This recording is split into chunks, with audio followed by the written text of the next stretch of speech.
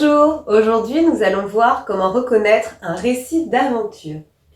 Dans un récit d'aventure, la vie du héros ou de l'héroïne passe de la vie ordinaire à des situations dangereuses. Et on retrouvera des types de personnages. Donc les personnages que l'on retrouvera dans un récit d'aventure, eh bien évidemment il y aura un héros ou une héroïne qui sera le personnage principal. Ce personnage principal aura des qualités comme le courage, la bravoure, la générosité ou encore la curiosité. Dans son aventure, il y aura des personnages qu'on appelle des adjuvants, qui sont des aides, comme les amis du héros par exemple. Et il y aura également des opposants, qui vont être des entraves, ils vont être là pour le bloquer dans sa quête. Les ennemis par exemple qui vont se mettre sur le chemin du héros. En ce qui concerne l'intrigue, c'est-à-dire l'histoire, le héros peut être face à des situations dangereuses. Au départ, il y aura ce qu'on appelle un élément déclencheur, comme une rencontre, et c'est ce qui va amener justement à ce récit d'aventure. Suivra bien souvent un départ, qui amènera ce départ dans un lieu qui sera dépaysant, donc il y aura un dépaysement, et là interviendront des actions, des péripéties et du suspense. En ce qui concerne le cadre spatio-temporel, c'est-à-dire le temps et les lieux, eh bien les lieux sont souvent des endroits magnifiques, incroyables. Alors ça peut se passer dans des endroits imaginaires, comme le voyage au centre de la Terre par exemple, de Jules Verne, puisqu'à l'intérieur de la Terre il n'y a pas ce type de paysage, mais aussi sur une île exotique ou encore dans le Grand Nord. Au niveau des temps, eh bien souvent le récit est au passé simple.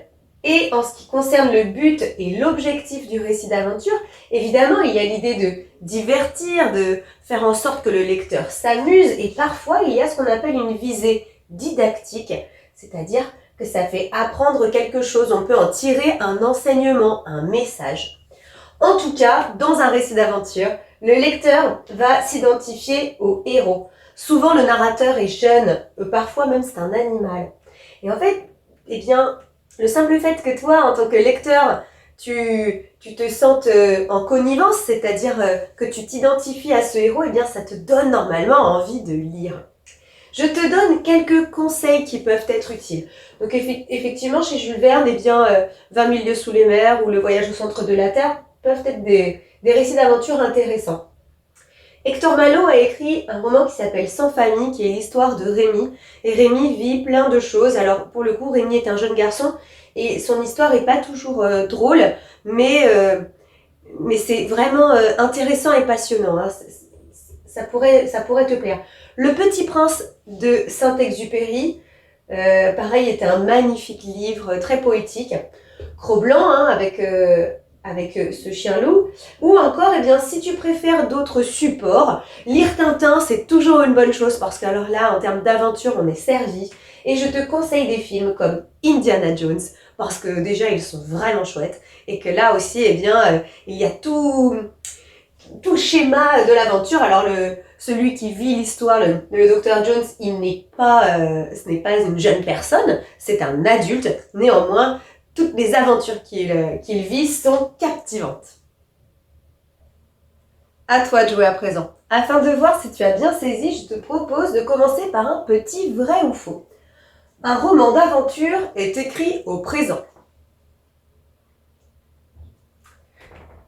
C'est faux, on avait dit que c'était plutôt au passé simple. Le lecteur ne s'identifie pas au héros dans un roman d'aventure ou dans un récit d'aventure. C'est faux, effectivement, il s'identifie au héros et comme ça, en tant que lecteur, on vit les aventures de notre héros et c'est ça qui donne envie de lire et de lire la suite. Le héros peut être face à des situations périlleuses. Périlleuses voulant dire dangereuses. C'est vrai. Maintenant, j'ai fait un petit paragraphe à trous.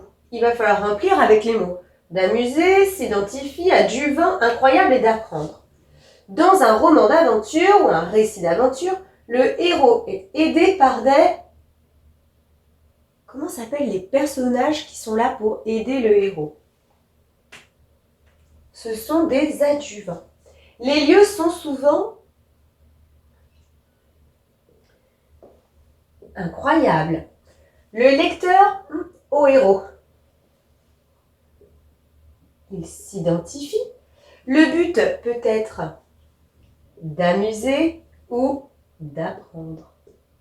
Voilà. Ou et d'ailleurs, parce que souvent on s'amuse et on apprend quelque chose. On apprend des choses, parfois sur soi, sur certaines valeurs. Et c'est ça qui est important. Je t'avais conseillé de regarder différents supports, donc n'hésite pas à aller voir du côté de la bande dessinée ou des films aussi, si ça peut t'aider, et à t'exercer avec les exercices en ligne. Mais j'espère que c'est quand même plus clair pour toi maintenant. À bientôt. Maintenant que tu as tout compris, entraîne-toi en faisant les exercices ci-dessous.